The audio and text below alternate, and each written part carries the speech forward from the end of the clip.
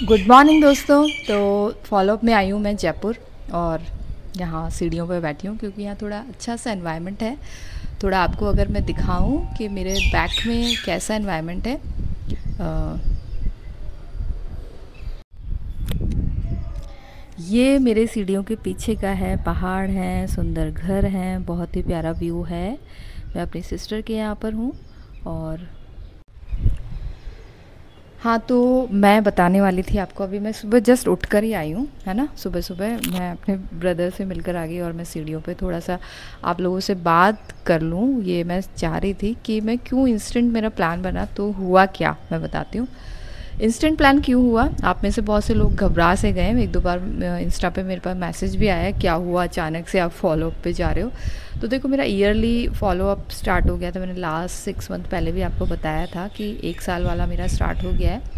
तो मेरा अभी जुलाई में जाना था मुझे, तो कुछ 10-15 दिन मतलब जुलाई एंड तक भी जा सकते हो। और मतलब ऐसा नहीं है फिक्स कि जुलाई में ही जाना है, अगर सितंबर तक भी जा सकते हैं। हाँ, तो क्या हुआ था आपको पूरी स्टोरी बताती हूँ।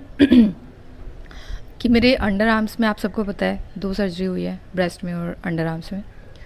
तो अंडर आर्म्स में जहाँ से पाइप निकला है ना, जहाँ से वो ड्रेन पाइप निकलता है, तो वहाँ पर ना मैं ऐसे ही अपने हस्बैंड को बता रही थी कि तुम्हें यहाँ पे थोड़ा हार्ड हार्ड लग रहा है। मुझे काफ़ी टाइम, मतलब शुरू से ही है वो, ऐसा कुछ नहीं है कि वो अभी बना है टाइप ना। तो मैंने अपने हस्बैंड को ऐसे बता दिया कि ना मेरे को यहाँ पे थोड़ा हार्ड हार्ड सा हो गया है। तो मेरे हस्बैंड एकदम से डर गए कि ये क्या हो गया। तो मुझे बोला नहीं, अब तो हम तुरंत जाना पड़ेगा, तुरंत जाना पड़ेगा। तो वो उस तुरंत के नाम पे हम जल्दी आए।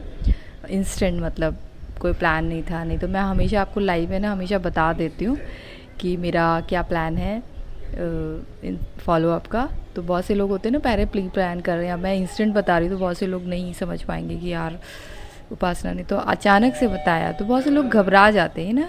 ये चीज़ ऐसी है थोड़ी। तो मुझे पता है कुछ भी नहीं है, नॉर्मल है।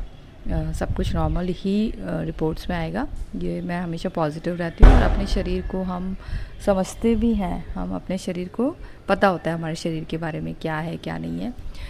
तो ये है। और बाकी हॉस्पिटल में बताती हूँ क्या होगा आगे, क्या क्या टेस्ट बोला मुझे। अब 1 साल के बाद क्या टेस्ट बोले जाएंगे। और हाँ, कुछ प्रश्न हैं जैसे की 67 के बारे में, कि मेरा की 67 कितना है, ये क्वेश्चन मुझे करना है।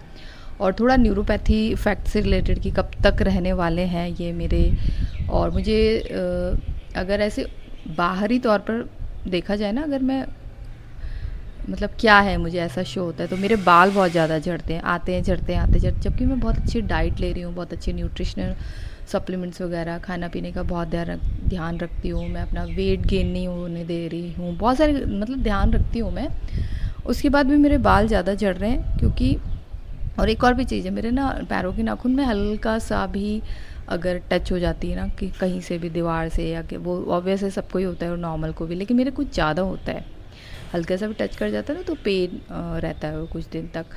और वो जो नाखून होता है वो ना एकदम प्योर ऐसे पहले जैसा होता है ना, एकदम क्लीन एंड क्लियर रहता है। तो थोड़ा हल्का डार्क रहता है मेरा हमेशा। तो ये चीज़ भी मैं पूछूंगी डॉक्टर से कि मेरे नाखून, पैरों के नाखून हल्के डार्क डार्क से क्यों रहते हैं, है ना। इतने वैसे नहीं आए, हेल्दी नाखून नहीं है। जबकि मेरे हाथों के नाखून, मैं ना आपको दिखाऊं अगर, मेरे हाथों के नाखून मैंने ना बहुत अच्छी ग्रो के साथ बढ़ रहे हैं मेरे।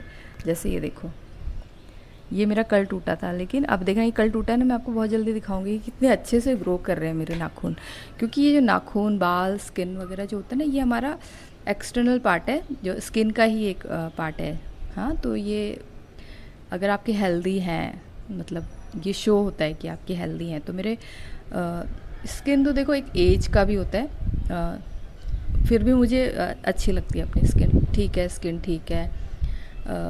बालों का थोड़ा सा है। और एक और चीज़ है, मेरे बाल ना शुरू से ही पतली क्वालिटी के हैं, मेरे थोड़े सिल्की बाल हैं। तो वो चीज़, लेकिन उसके ना वॉल्यूम में कमी आई है मेरे आफ्टर कैंसर। तो ये चीज़ भी मुझे डॉक्टर से पूछना है कि होगा कुछ, क्या होगा, या यही लाइफ है अब, इसी में अपने खाना पीना और ये सब चीज़ों से ही इस पे ध्यान देकर हम कर सकते हैं। कुछ भी अपने किचन से प्रोडक्ट लेकर, या फिर है ना इस तरह का कुछ भी, तो ये ध्यान देना है मुझे।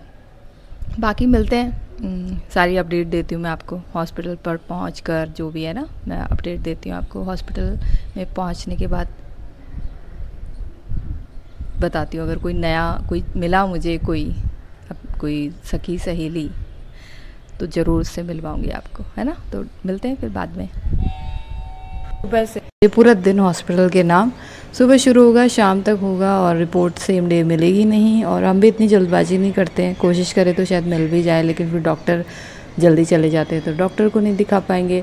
तो रिपोर्ट तो मेरे हाथ में आज आने नहीं वाली, लेकिन टेस्ट का प्रोसेस इतना लंबा होता है। तो ये देखो मेरा इतने सारे टेस्ट लिखे हैं। डॉक्टर को जब मैंने दिखाया, वेट किया, पहले तो लंबा वेट करो, डॉक्टर को दिखाओ, डॉक्टर ने इतने सारे टेस्ट लिखे, फिर एक एक टेस्ट का नंबर आता है। तो सबसे फर्स्ट मैंने ब्लड टेस्ट करवाया। ब्लड टेस्ट के लिए मुझे 206 नंबर रूम में जाना था, तो वेट करे थी, 205 आ गया, 206, और ये मैं ब्लड टेस्ट के लिए बैठी हूँ। तो अब ऐसा हो गया है ना, पेन मतलब इतने सहली हैं कि अब ज़ीरो, कोई एक्सप्रेशन ही नहीं आता है। देखो सुई लग रही है लेकिन मेरे फेस पे कोई एक्सप्रेशन नहीं है। मैं ये बाद में मैंने देखा, मैंने कहा अरे ये क्या था, मतलब इतनी क्या मैं बावली हो रखी थी कि मैंने देखा ही नहीं, मेरे मतलब खून निकाल रहा है कोई मेरा। और मैं वीडियो बनाने में, शायद हो सकता है मैं वीडियो बनाने में हो गई, तो ये अच्छा आइडिया है वैसे कि पता ही नहीं लगा मुझे, है ना। तो स्टाफ भी बड़ा प्यारा सा था, स्टाफ मतलब कुछ सपोर्ट कर रहे थे, उन्होंने हाँ बना सकते हो आप वीडियो। तो ये मैं बाहर बैठ गई हूँ अपने वो कॉटन को लेकर, फिर थोड़ी देर बैठी रही, फिर ये नॉर्मल हुआ, फेंकी मैंने कॉटन। उसके बाद फिर मेरा सिलसिला स्टार्ट हुआ सेकंड, जो कि मैंने करवाया था एक्सरे रूम में मैं आ गई थी। और एक्सरे बहुत ही इंस्टेंट हो जाता है, वेट भी नहीं करना पड़ता है, वहाँ पर फट से नंबर आ जाता है। ये जो 2 डॉट दिख रहे थे ना, यहाँ पे ब्रेस लगा के दोनों हाथों से पकड़ के उसको, बस उसके बाद फिर मैं एक्सरे रूम से बाहर आने के बाद मेरा नेक्स्ट नंबर था मैमोग्राम में थोड़ा मुझे वेट करना पड़ता है, 2 लेडीज़ मेरे से आगे थी, तो मैं वेट कर रही थी बैठी बैठी। एक बहुत ही बुज़ुर्ग लेडी मुझे मिली, बहुत एजुकेटेड से थी, और मतलब ऐसे मुझे देख रही थी दया वाली नज़र से कि तुम तो इतनी छोटी हो, तुम्हें कैसे हो गया। मैंने कहा आंटी वो बहुत काफ़ी टाइम हो गया, अब तो हो चुका है मेरा जो होना था, तो 5 साल हो चुके हैं। मैमोग्राम इतना गंदा एक्सपीरियंस, मतलब ये मतलब अभी तक का सबसे गंदा मैमोग्राम हुआ था मेरा। तो इतना प्रेशर से उन्होंने दबाया, 2 लेडी थी, और इतना पेन हुआ, मतलब बहुत गंदा एक्सपीरियंस था मेरा मैमोग्राम का इस बार का। तो मैंने उनको ना चिल्ला भी दिया, मैंने कहा ऐसे कैसे कर रहे हो, मैं फ़र्स्ट टाइम नहीं करवा रही हूँ। उसके बाद नेक्स्ट मेरा अल्ट्रासाउंड का, 3rd अल्ट्रासाउंड, जिसमें पानी पियो वाला चल रहा था। तो मैं पानी पिए जा रही थी, और अल्ट्रासाउंड में बहुत भीड़ होती है, उधर बहुत वेट करना पड़ता है, बहुत तो नहीं लेकिन हाँ वेट करना पड़ता है ज़्यादा मुझे। और वहाँ बैठे बैठे वो ऑब्ज़र्व करना, वो बड़ा वो हो जाता है। जब इसमें जैसे मेरे जस्ट पास में ना एक स्ट्रेचर पे एक लेडी थी यंग सी, तो वो मुझे देख के बड़ा उसको ऐसा लगा। तो अब बस बैठ के मेरे अल्ट्रासाउंड का वेट कर रही थी, और रिपोर्ट तो सेम डे मिलेगी नहीं, तो नेक्स्ट डे। तो आज का तो मेरा यही था, और पूरी रिपोर्ट सारी अपडेट मैं दूंगी आपको जल्द ही।